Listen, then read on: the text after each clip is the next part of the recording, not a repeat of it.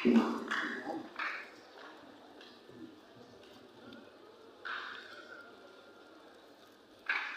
في فم الدنيا وحي الأزهر، وانثر على سبع الزمان الجوهرا، واجعل مكان الدبر إن فصلته في بدحه خرز السماء المنيرا، واذكره بعد المسجدين معظما لمساجد الله الثلاثة مكبرا، واخشع مليا واقض حق أئمة طلعوا به زهرا وماتوا أبكرا، كانوا أجل من الملوك جلالة وأعز سلطانا وأفخم مظهرا. نستمع الآن